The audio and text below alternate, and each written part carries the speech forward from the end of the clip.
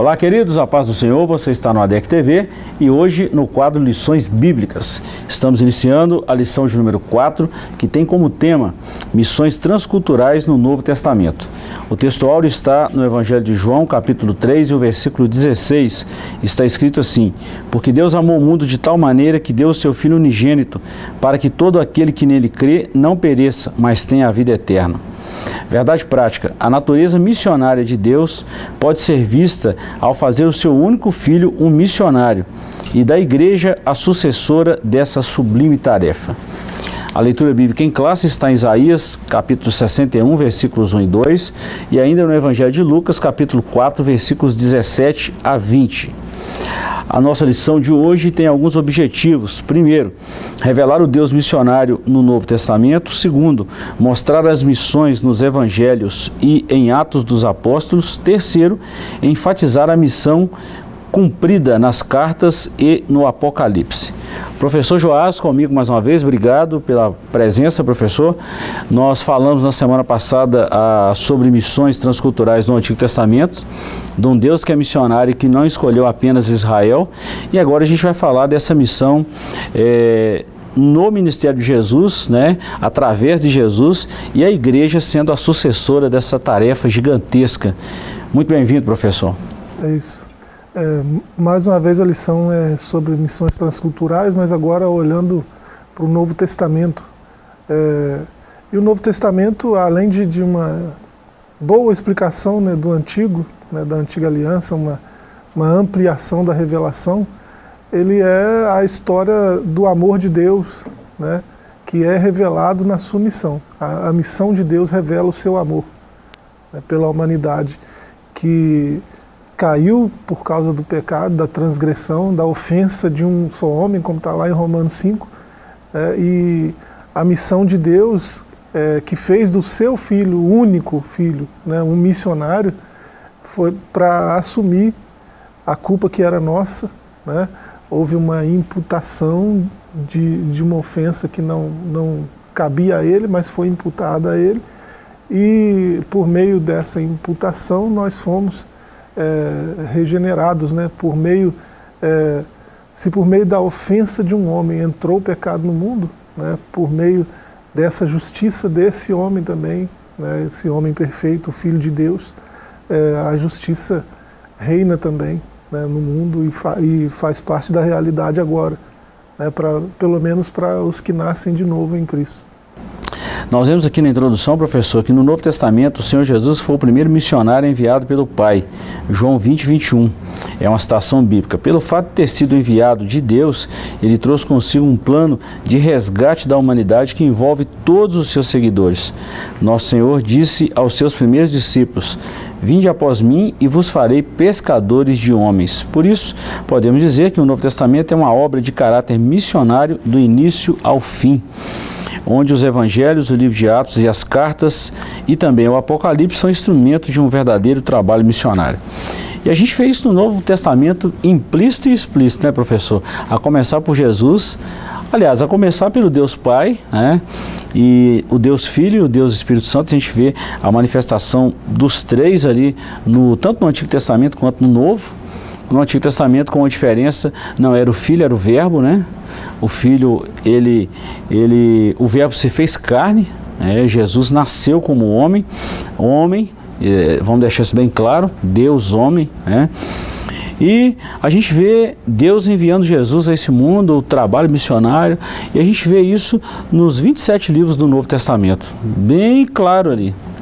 Esse textuário aí é o textuário dessa porção, né, do Novo Testamento, é o textuário da Escritura, porque mostra com muita clareza o amor de Deus pela humanidade e o que Ele é capaz de fazer para nos redimir, né, imputar a culpa nele mesmo, né, e substituir a condenação que era nossa. Então mostra a grandeza do seu amor e quão grande é esse amor, essa graça, essa misericórdia de Deus. Muito bom. Vamos lá então, o primeiro capítulo aí nós vamos falar do Deus missionário revelado no Novo Testamento e nós vamos dividir isso em 3 subtópicos. Primeiro, a Bíblia mostra um Deus missionário. Segundo, uma perspectiva missionária do Novo Testamento.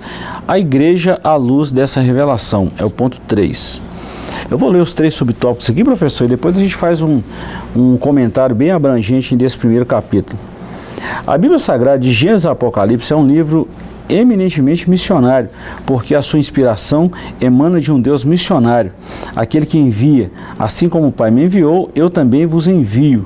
No Antigo Testamento, Israel foi um instrumento usado por ele para alcançar o objetivo divino, mas Israel não o alcançou. Todavia, a partir do Novo Testamento, Deus passou a usar a igreja para cumprir esse propósito, mostrando ao mundo o seu grande e sublime amor. Uma perspectiva missionária do Novo Testamento. O ensino do Novo Testamento é totalmente missionário. Pelo fato de o povo de Israel ter falhado no seu propósito missionário, Deus organizou um novo povo, a Igreja de Cristo, para que ela levasse à frente o propósito universal de Deus em redimir o ser humano. E terceiro, a igreja à luz dessa revelação. À luz dessa revelação bíblica, a de um Deus missionário nas páginas do Novo Testamento, a igreja de Cristo tem uma tarefa ainda inacabada: anunciar o Evangelho a toda criatura. Essa tarefa começou em Deus, que enviou seu Filho com a mesma missão que passou à igreja no Novo Testamento e atualmente perdura como missão primeira da igreja na atualidade. Professor, vamos destacar 3 pontos aqui. A Bíblia mostra um Deus missionário. Segundo, a perspectiva missionária do Novo Testamento. Qual que é o papel da igreja? Isso foi passado por Jesus, que foi enviado pelo Pai. E o que a igreja vem fazendo nos dias atuais? Sim, a gente viu,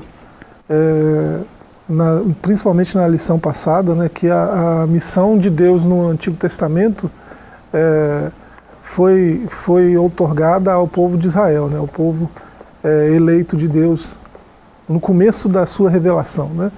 E Israel tinha um enfoque missionário que é visto como missão centrípeta, né? Centrípeta. As coisas são atraídas para o centro, né? Tudo flui para um ponto específico, né? Que era, no caso, esse povo eleito, né? E a diferença que a gente vê maior aqui, quando a gente olha para a missão transcultural no Novo Testamento, ela é o inverso, né? Ela é centrífuga, né? As coisas são expelidas do centro, né? Então é o que aconteceu com os primeiros missionários da igreja já na Nova Aliança, né? Já no Novo Testamento. Houve um ponto na história, né, da igreja, e me parece que todos os teólogos, missiólogos, né, especialistas em missiologia concordam nisso, que foi com a morte de Estevão, né? Foi um ponto culminante para que a igreja, né, os pregadores, os missionários que estavam muito apegados a Jerusalém, né, se espalhassem pelo mundo levando a mensagem do Evangelho. Então foram expelidos, né? Tem até um texto no Novo Testamento, uma palavra, né, ekbalo, né? Foram lançados, né, foram repelidos, porque estavam muito confortáveis numa zona de conforto muito agradável, né? Condições ideais de temperatura, pressão, e não queriam sair do lugar, né? E as coisas mudaram com o primeiro mártir, né, da história cristã, da era cristã, que foi Estevão. A partir daí a igreja acordou para a obra missionária e desde então esse enfoque é dessa maneira, né? Sair da onde está para levar o Evangelho a quem não ouviu ainda. Bom, professor, essa perspectiva missionária no Novo Testamento, o nosso maior exemplo de missão é o próprio Deus, que a gente vê isso no Antigo Testamento, e de Cristo. Vamos destacar um pouquinho qual que é a missão da igreja hoje, professor. Vamos falar assim, qual que é o propósito de Deus para a igreja, porque de vez em quando a gente precisa falar disso, por mais que seja óbvio, por mais que seja algo assim bem claro, bem definido, mas tem hora que isso fica tão esquecido. Nós vivemos um tempo assim, né, onde o óbvio precisa ser repetido constantemente, né? E assim, o próprio Novo Testamento diz algumas vezes, né, que Jesus fez o que fez, né, cumprindo a missão de Deus, para nos deixar exemplo, para que nós seguíssemos as suas pisadas, né? Pedro é muito claro nesse sentido, né? Então, tudo que ele fez foi para que nós imitássemos. Então, ele foi o primeiro missionário. Deus só tinha um filho e fez dele um missionário. Alguém já disse isso, não vou lembrar quem foi, né? Deus só tinha um filho e fez dele um missionário. Então, é algo que a igreja precisa imitar hoje ainda, né? A igreja, ao longo do tempo, tem imitado isso, e hoje isso é mais urgente, né? A época pede isso, não pode, o tempo não pode esperar, né? O espírito do anticristo já atua no mundo. Você vê que o discurso hoje no mundo é um discurso de engano. A gente viu isso ao longo do trimestre inteiro passado, né? Então esse espírito do engano que é próprio do anticristo já atua no mundo. As pessoas amam a mentira, se apegam à mentira e espalham a mentira o tempo todo. É o engano em ação o tempo todo. E o evangelho é o oposto disso, né? O evangelho é um discurso verdadeiro, né, sobre a verdade de Deus. E ele precisa ser, mais do que nunca, propagado aos quatro cantos. É isso que a igreja precisa focar hoje, né, em levar o evangelho, né, puro e simples, como diria C.S. Lewis, né, aos quatro cantos, sem mistura, sem argumento humano, é lógico, de forma a que todos entendam, né?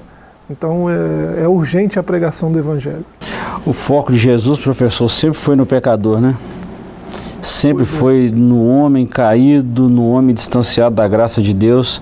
Jesus, o foco dele era resgatar essa ovelha perdida. Se a gente vê no Novo Testamento essa verdade, né, que Jesus é o primeiro missionário, então todo missionário deve imitar tudo nele, mas tem algumas coisas que precisam ser ressaltadas, né? A organização.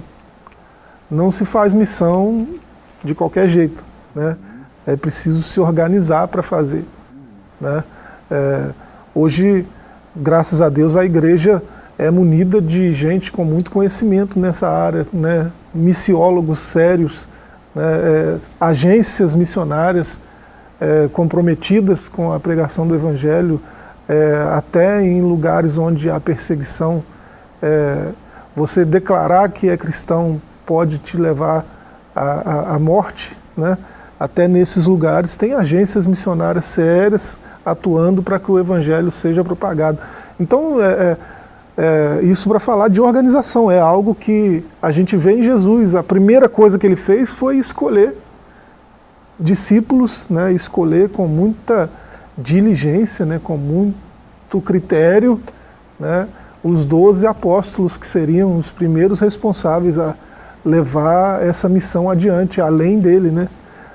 Então, organização, oração, Jesus passava 23 das 24 horas em oração, né? Se a gente puder dizer assim, né? Eu acho que é até 24, né? Se ele tem... o tempo todo, Jesus orava constantemente, e às vezes os apóstolos estavam dormindo e ele estava orando, né? E passava dias, noites inteiras aos pés do Pai, né, em oração. Outra coisa que os missionários devem imitar, né? E o enviar, né? Jesus ele ensinou aqueles que ele escolheu, então teve uma organização, teve um discipulado, né? E quando eles estavam prontos, ele enviou. A igreja precisa imitar isso. A igreja precisa se organizar para fazer missão. A igreja precisa orar por missões, a igreja precisa enviar missionários. Isso é muito sério, professor, porque a igreja, né, se tratando do ponto 3, que a igreja é a luz dessa revelação, a gente vê Cristo preocupado com Jesus, preocupado com o ser humano caído, distanciado da graça de Deus. A gente vê Jesus passar horas e mais horas em oração. A gente vê Jesus atentando para uma pessoa. Ele atenta para multidões, mas ele também dá atenção para uma pessoa, ele investe tempo, ele gasta tempo com pessoa, e a gente vê que a igreja precisa estar à luz dessa revelação deixada por Jesus, desse mesmo exemplo. E a gente vê Jesus também suprindo necessidades, vê Jesus socorrendo, vê Jesus falando duro quando precisa falar. A gente vê Jesus um exemplo em tudo, né? Falando não quando é necessário falar o não, mas falando sim, dando suprimento, dando socorro, chorando, sorrindo também. Lutando, às vezes é batalha, né? Exato. Mesmo que seja no campo do discurso, né? Jesus estava em constante batalha espiritual, em constante atrito com os opositores, né? E ele não se furtava a falar a verdade, né? Independente da situação, independente de com quem está falando, né? Se fosse preciso apontar o dedo, botar o dedo no nariz, raça de víbora, né? E falar a verdade, né? Vocês ficam aí se gabando, né, de conhecer as Escrituras, mas elas falam de mim, né? Vocês não são filhos de Abraão, vosso pai é o diabo. Jesus não se furtava a falar o necessário, né, às pessoas que precisavam ouvir. Então, a mensagem da salvação é para todos, né? O Cristo é para todos, né? Todos precisam conhecer Jesus, mas há pessoas que se opõem a Cristo deliberadamente, porque são filhos do diabo. Esses precisam ser combatidos também. E a igreja, às vezes, tem adotado um outro tipo de postura, né? E isso tem prejudicado o avanço do Evangelho. Isso é muito sério, professor, quando a gente fala assim da causa principal da igreja, que é a pregação do Evangelho e salvar almas da perdição. A sinopse do capítulo 1 aqui, a Bíblia toda, e mais especificamente o Novo Testamento, revela um Deus missionário. Essa revelação do Deus missionário é exatamente a preocupação de Deus com o ser humano. Nada dessa questão antropológica de colocar o homem no centro, que o homem hoje detém a atenção de Deus, não é isso não. Nós estamos falando de um Deus misericordioso que olha para essa geração caída, para essa raça caída. E é nisso aí que revela o grande amor desse Deus missionário. E é aí que vem o texto áureo, né? Que Deus amou o mundo de tal maneira que deu seu Filho unigênito para que todo aquele que nele crê não pereça, mas tenha vida eterna. Aí entra bem assim em evidência esse amor de Deus. É nesse ponto aí. O capítulo 2, missões nos Evangelhos e em Atos dos Apóstolos. A gente vai falar também 3 subtópicos nos Evangelhos, nos Atos dos Apóstolos, os missionários Filipe e Pedro, e também nos Atos dos Apóstolos, o missionário Paulo e Barnabé. Se tratando aqui ainda, professor, antes de a gente entrar nesse capítulo 2 aqui, missões nos Evangelhos e em Atos, Atos dos Apóstolos vamos falar assim, eu tive o privilégio de ser pastoreado pelo pastor Ataídes Rosa Dutra, hoje já descansa no Senhor, mas eu lembro perfeitamente, lá no início da década de 90, ele falando assim, Atos do Espírito Santo. E eu sempre guardei isso, de Atos dos Apóstolos. De vez em quando ele ia dar estudo e falava isso, Atos do Espírito Santo, porque a gente vê o Espírito Santo agindo na igreja, a igreja se curvando ao chamado de Deus. Os evangelhos são a história que a gente está falando aqui, né, do filho que foi feito missionário, né? Jesus respirava missões o tempo inteiro, né? E Atos é como ele conseguiu, com a sua vida, não só com o seu discurso, não é só a mensagem, é ele, né? Com a sua vida ele conseguiu inflamar esse grupo, né, de primeiros cristãos, e Atos dos Apóstolos mostra isso. Como ele que prometeu enviar o seu Espírito, né, aos que crescem, aos que obedecessem, porque tinha que obedecer, tinha que ficar em Jerusalém até receber o Espírito e depois sair pelo mundo, né, pregando o Evangelho. E porque creram, porque obedeceram, o Espírito veio. E essa é a narrativa de Atos, né? O Espírito vem sobre a igreja e o Espírito também está engajado na missão do Pai, né? Assim como o Filho está, o Espírito também está engajado na missão de Deus. E porque a igreja tem o Espírito, a igreja também é missionária. Porque é o Espírito que leva a igreja a falar de missões, né? É a levar o Evangelho, a viver, respirar missões, né? Como Cristo fez. Então, isso também, nós que somos pentecostais, principalmente, sobretudo, né? Nós pentecostais, que acreditamos e sabemos, não só acreditamos, sabemos que o Espírito atua na igreja como sempre fez, né? Desde o princípio.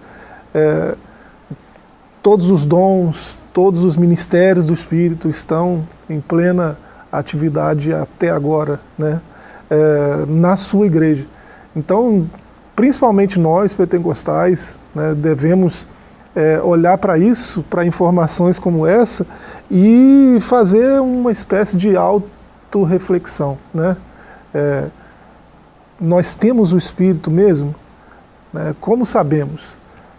Pela evidência do agir, dos dons, dos ministérios do Espírito, e principalmente pela obra missionária. O Espírito de Deus é missionário. É a prova, né? Se eu faço parte de uma comunidade que não se preocupa com missões, que o tempo todo tem que ficar sendo lembrada que existe a missão de Deus, o tempo todo precisa ter conscientização missionária. Crente não precisa de conscientização missionária. Porque crente tem o Espírito, crente lê a Bíblia. Precisa de um evento específico para isso. Conscientização missionária não era para precisar, né? Não deveria. Né? Então, como saber? É só olhar esses dados e olhar em volta. Nós somos missionários, então nós temos o Espírito. Né? O resto pode ser emoção, pode ser movimento humano, pode ser um monte de coisa. Mas se é o Espírito de Deus, essa igreja, essa comunidade é missionária, está fazendo missões, está engajada na obra missionária. Precisa ser. E missões, só lembrando, professor, ela acontece simultaneamente aqui, um pouquinho mais distante, até os confins da terra, né? É Jerusalém, Judeia, Samaria, os confins da terra, simultaneamente. Não é fazer aqui e deixar lá, não é fazer lá e deixar aqui. Isso acontece simultaneamente em todos os tempos, em todos os espaços, né? Em todas as esferas. Dá uma segurada aí, professor. Nós vamos para um pequeno intervalo, voltamos já já com a segunda parte dessa lição maravilhosa de missões transculturais no Novo Testamento. Voltamos já já.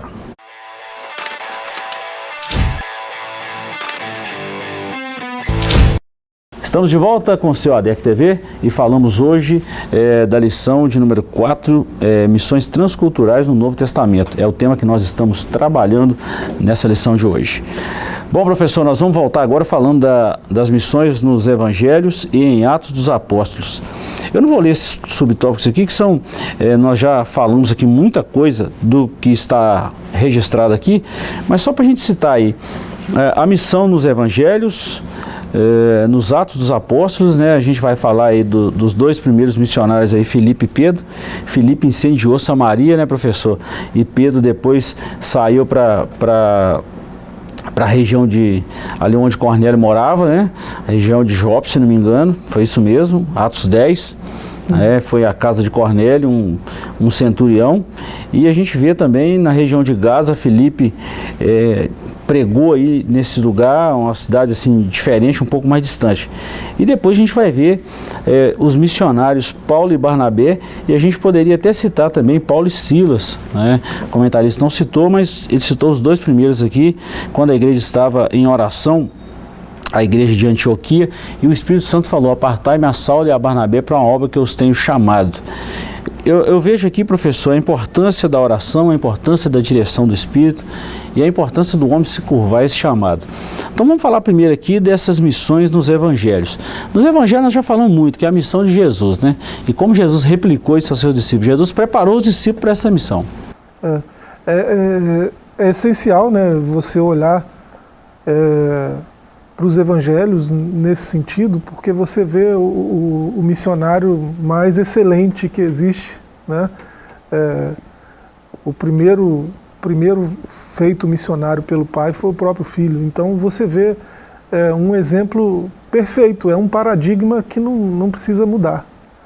E quando você começa a ler Atos dos Apóstolos, né?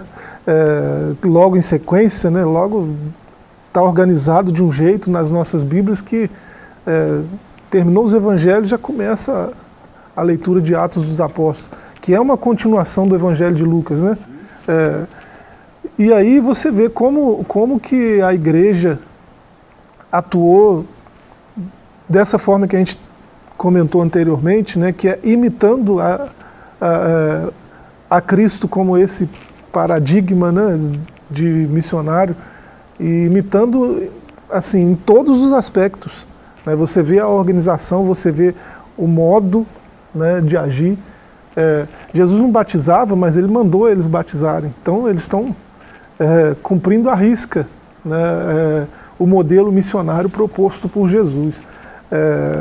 Então você vê nesses exemplos citados aí, né, Paulo, Filipe, Barnabé, você vê eles pregando o evangelho, eles se deslocando, pregando o evangelho a estrangeiros, né, até fora do povo judeu, batizando, né, batizando em nome do Pai, do Filho e do Espírito Santo, né, e você vê que muitos desses que foram batizados aí se tornaram missionários também, né, há uma continuidade na obra missionária, e é por isso que a igreja hoje precisa ter essa consciência, né, precisa ler os evangelhos com esse enfoque missionário, precisa ler Atos, as cartas paulinas, as cartas gerais, Apocalipse, precisa ler o Novo Testamento com esse enfoque missionário, né?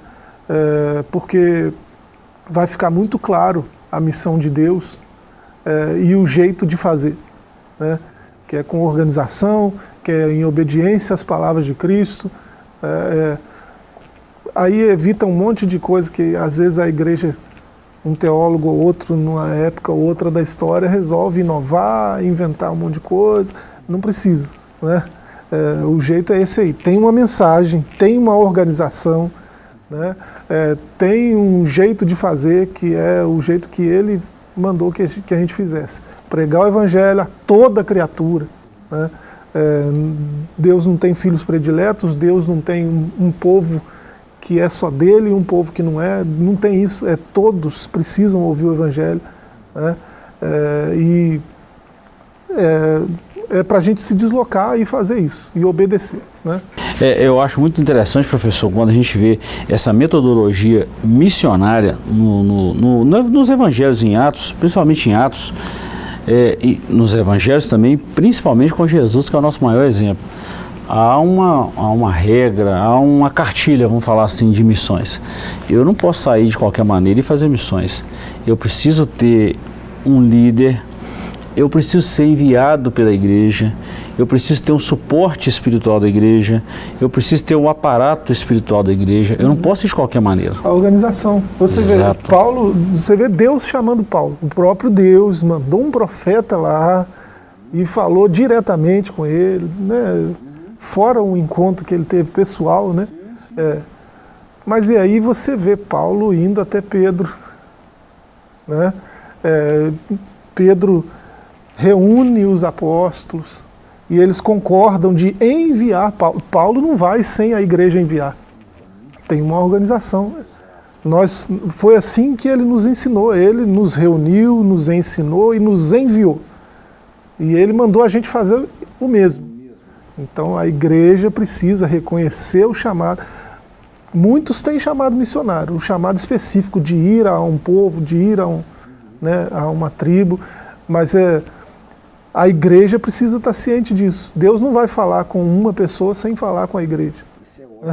Então tem uma organização que precisa ser levada em conta. Vamos falar isso nos evangelhos. Jesus, uma certa feita, chamou 70 dos seus discípulos, deu uma ordem para ir de 2 em 2 e deu a cartilha: vocês vão entrar em todas as aldeias, vilas, se vocês forem recebidos, vocês entram, come lá, não pergunta nada, saúda eles com a paz. Se você não for recebido também, vão sair de lá, sacode a poeira das sandálias e segue a vida. Não vai levar o forte, não vai levar nada para não prender o caminho, não vai parar com ninguém no caminho. O foco de vocês é missão. Ou seja, Jesus chamou, treinou, capacitou e enviou. Com Paulo e Barnabé, a igreja de Antioquia os enviara. E a gente vê isso claro, explícito nas Escrituras. Por que eu estou falando isso, professor? Porque com os dois primeiros missionários aqui, com Pedro e Filipe, principalmente Filipe, né, que evangelizou. Filipe era um dos diáconos, né, professor? E ele evangelizou a região de Gaza, aquela estrada, aquela parte todinha ali, que era a antiga região dos filisteus, né? E a gente sabe disso muito bem. E Pedro, ele reconheceu esse grande amor de Deus aí e foi falar com Cornélio, que era vamos falar assim, um gentio. E por todos esses episódios aqui, tanto de Filipe e Pedro, quanto de Paulo e Barnabé, Paulo e Silas, eles foram comissionados e enviados pela igreja. E é por um líder espiritual, não é por qualquer pessoa não, professor. Não é qualquer pessoa que está disposta... Não é qualquer um, né?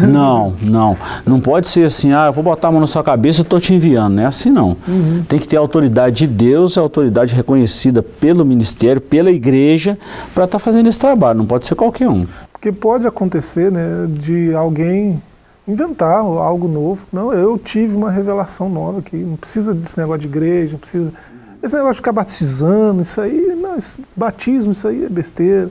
Pode ter essas ideias passando pela cabeça de alguém e alguém derramando óleo sobre si mesmo, dizendo agora eu sou pastor, agora eu tenho uma igreja, agora... E assim, isso não é bíblico, né? Deus não trabalha assim. A gente leia a partir de Atos 9, né? Porque alguém pode ouvir o que a gente está dizendo aqui e ficar meio... Esses caras estão falando besteira. Lê Atos 9 até o capítulo 13 para você ver, né, do que a gente está falando. Né? A igreja é organizada, tem uma organização, tem uma liderança. Paulo, não é qualquer um, é Paulo. Né? Paulo já era conceituado no meio judaico. Né? Cresceu aos pés de Gamaliel, ele tinha uma autoridade sobre si. Tinha cartas dos governantes da época, né, de recomendação. E assim, alguém com todo esse histórico poderia, não, eu ouvi de Deus, ouvi a voz de Deus, Deus mandou um profeta lá na minha casa, estou indo. Ele não agiu assim. Né? Então, alguém que está em conformidade com a missão de Deus vai agir de acordo com a voz de Deus, e a voz de Deus está muito clara. Né, nos evangelhos, em Atos, nas cartas, Apocalipse, está tudo muito claro ali. Né? Então não tem que inventar nada novo, tem que fazer do jeito que ele falou para fazer. Eu lembrei de um fato aqui, professor, quando você está falando isso aqui, só para a gente fechar isso aqui, parece que não tem nada a ver nesse reconhecimento da autoridade espiritual na vida de uma liderança, mas tem. Deus preza por isso, tá, professor? Deus não quebra o princípio, não. Essas coisas que começam errado, sem a autorização de Deus, sem a permissão de Deus, vai chegar um determinado momento que vai dar errado, que Deus não tem responsabilidade com isso aqui não. Então, ao que Deus chamou, Ele vai cuidar, aos que Ele comissionou, Ele vai cuidar, Ele vai dar todo o suprimento, Ele vai dar apoio, Ele vai estar junto. Agora, se for fora da vontade dele também, não tem isso não. Mas eu me lembrei de um fato que um dia nós recebemos aqui na igreja um pastor muito renomado e ele ia fazer algumas ministrações na igreja durante, me parece que 2 dias, e ele chegou perto de mim e falou assim, pastor, eu sou pastor na minha igreja, mas esse tempo que eu estou aqui, eu sou sua ovelha, eu preciso andar sob a autoridade do ministério local. E é um pastor que a gente bate continência para ele, tem um respeito, tem um carinho, reconhece a autoridade dele. E eu fiquei assim maravilhado com isso, porque tem muita gente que quebra esse princípio e Deus não agrada disso. É o que aconteceu com Paulo aqui, Barnabé, com Paulo e Silas, com Filipe e Pedro. A gente vê eles reconhecendo a autoridade da liderança, respeitando. Por isso que Missões deu certo, professor. E é bonito olhar a atitude desses primeiros missionários aí. Né? Nós estamos citando eles pelos nomes aí, né? Esses 4 personagens aí. Eles seguiam o modelo que Paulo mesmo... Nós dissemos isso aqui, citamos o texto em lições anteriores. Ele tinha esse princípio de não levar o evangelho em lugares onde a igreja já tinha chegado. Ele fazia pesquisa, peraí, aqui ninguém pregou ainda não, então eu vou pregar aqui. Aqui ninguém ouviu ainda. Né? Então isso é muito interessante, a gente olhar para esses primeiros missionários, né, e olhar qual era o querigma, qual era a mensagem que eles pregavam e como eles faziam isso, né?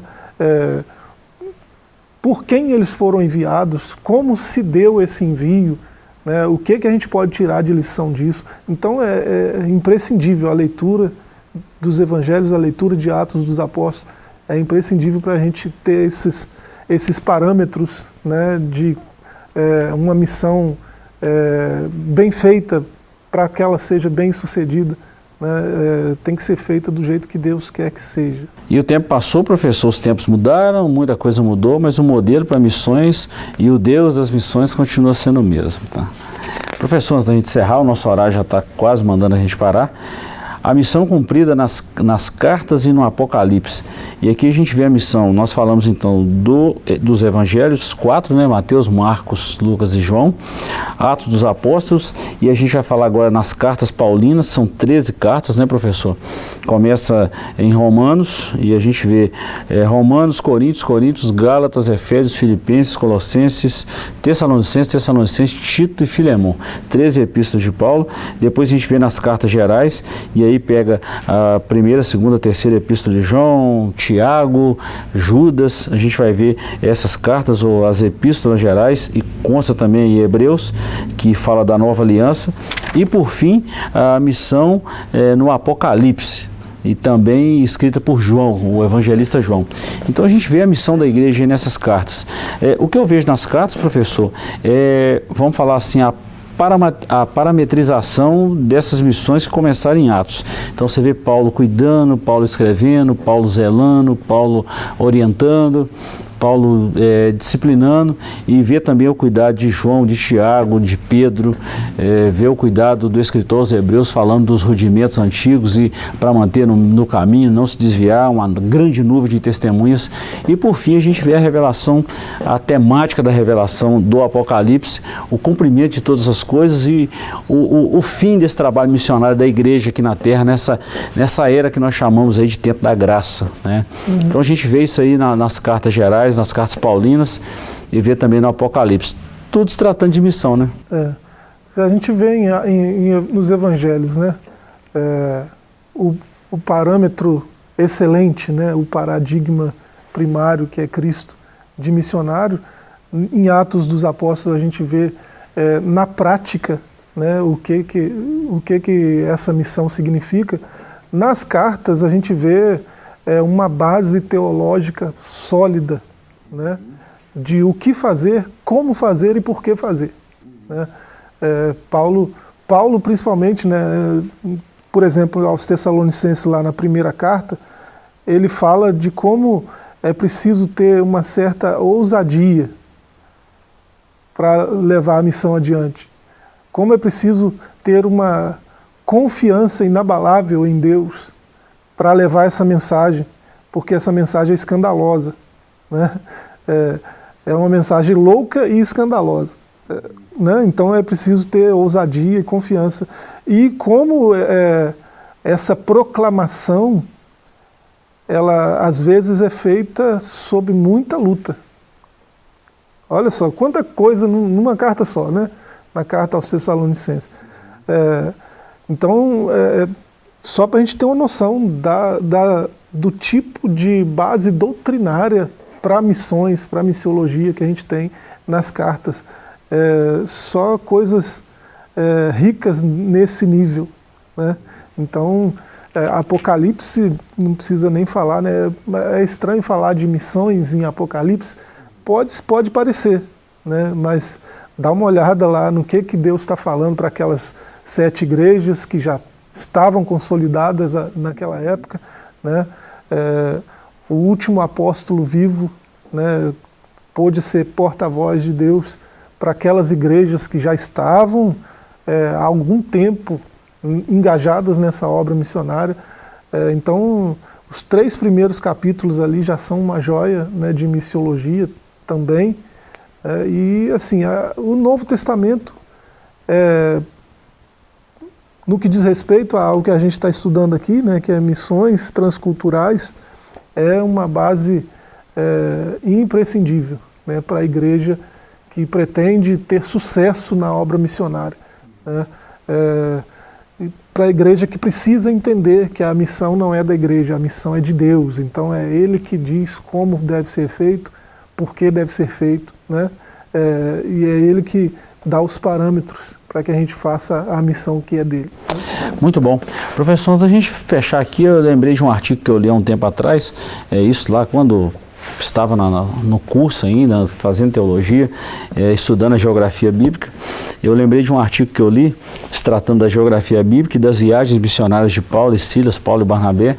Eu li esse artigo e achei isso fantástico, que a marinha chinesa, ela estudam, eu lembro que você falou sobre isso na época também, eles estudam Atos dos Apóstolos e fica assim maravilhado com tanta informação marítima que Paulo passou e está escrito em Atos. Também, que eu fiquei sabendo disso eu não sei qual é a patente dele hoje, mas lá em 2000 era o Cabo Lopes, né, da Marinha, lá do Rio de Janeiro.